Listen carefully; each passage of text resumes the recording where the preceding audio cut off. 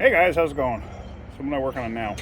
I got this Chevy Cruze here, and it is a 2014 Cruze, and that's a 1.4 turbo, I think. Yep, it's a 1.4 turbo. This thing right here.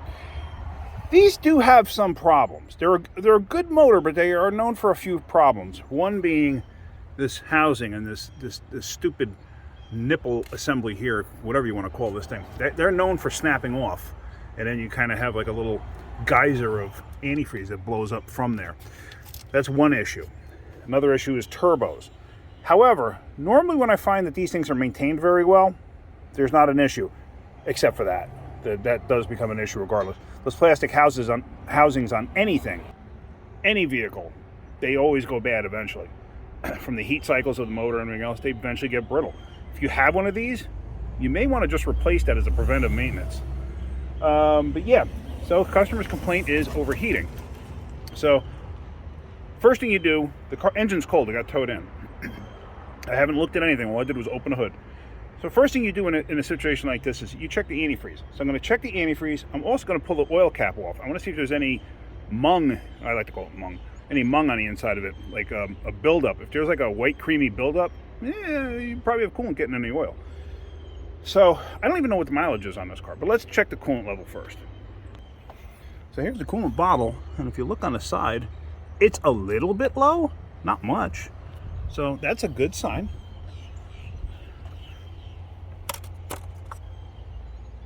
Well, that looks okay. You can see the cam in there. It doesn't look all nasty in there, so it looks like the car's probably been maintained.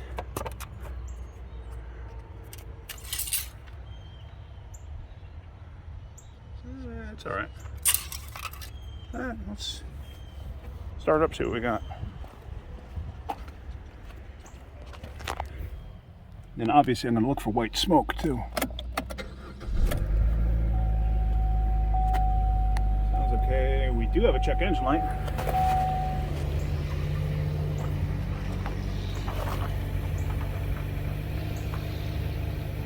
All right, I don't see any smoke out the back, which that's a good sign. So let's pull this down to the shop. Let me hook my scanner to it. I want to see what's actually going on. Plus then I can leave it running next to the shop. Ruh-roh. There we go. That's the water pump. And it looks like coolant down below it.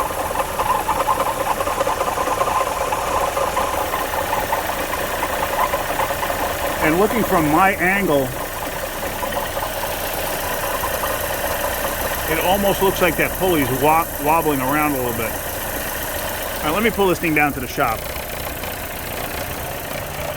I bet you anything needs a water pump. I've only done about 2 water pumps on these things ever. So they're not really, maybe they are known for it, but I've only done like 2. If you ever have to change the valve cover gasket on one of these, get the whole valve cover. They will leak. You change the valve cover, they will leak. Maybe some of you got lucky and they didn't leak on you. Anytime I've ever touched one, they've leaked. Anytime I've known anybody else that's ever touched one, they've leaked. So I did that once. After that, I've just put valve covers on. Yeah, this thing has the PCV system as part of the valve cover. So it's not going to hurt anything, that's for sure. Yeah, it's like I think it's like $100 or so. But trust me on that. Save you some aggravation. Now one thing real quick, as you can see, the valve cover gasket's leaking. And it's leaking down on the exhaust manifold. You can actually see an active leak right there. That's all from the valve cover. So I'm going to recommend a valve cover gasket too. But let me shut this thing off. Let me get my scanner. I want to check the pulley too for the water pump. I'm pretty confident that's going to be our problem. So right off the bat, it's kind of hard to see. The sun glare is a little whacked out. But I got a pry bar on there. Can you see that movement? There's bearing movement in there. So I'm confident that we have an issue there, but I got my scanner. Let's hook our scanner up. So the only code it's got in the engine is a P0420 for cat efficiency, so I'm not overly concerned about that. So I'm confident the water pump is an issue. However, why is it overheating and still full of coolant? Well, it's not full, it's down a little bit. So I mean, it could, yeah, it could be a water pump causing that issue. I've seen the, you've probably seen the video I had where the impeller was not turning, or was actually like slipping on the shaft. Anything's possible. So I'm going to leave this thing running for a little bit. I'm going to let it warm up. I'm not going to let it overheat, obviously, but I'm going to let it warm up, maybe get a little bit hot, just so I can verify that everything's okay with the motor. I think it is. I mean, it seems to be running like every single one of these things runs. But yeah, all right. So let me let that happen, and we'll get back to this. So I'm back on the Cruze. I actually got to speak to the customer one-on-one on the phone, and I told her, I said, tell me a story. I always tell people that. Tell me a story, and they actually find it kind of funny because then they don't know what to say. Anyway, so I said, tell me a story about what happened, like what led you to have to bring the car to us. So she said she was driving to work, everything was fine. And she said some kind of a light came on. She goes, she thought it was a temperature light, but she looked down at the gauge, and the gauge was higher than normal, but it was nowhere near overheating. So she was worried about that. She got to work. She said it never overheated. And they know the people that are next door, which is a body shop. So she went over to the body shop. One of the guys came over and looked at it and said, oh, you're low on coolant. So you put coolant in it. That explains why it's got coolant in it. She said it didn't take a heck of a lot, but it took, some. She said the bottle was completely empty. And but she said it was fine after that. So what light came on? Was it a temperature light? Was it like a low coolant light? She really couldn't explain that to me. Then she said to me that the guy also said, look, you got a pretty bad oil leak from this thing somewhere. And if you look, it's all over the place. So, okay, that's the valve cover, like I said. Water pump is definitely leaking. You could see it underneath. You could just see drip marks everywhere.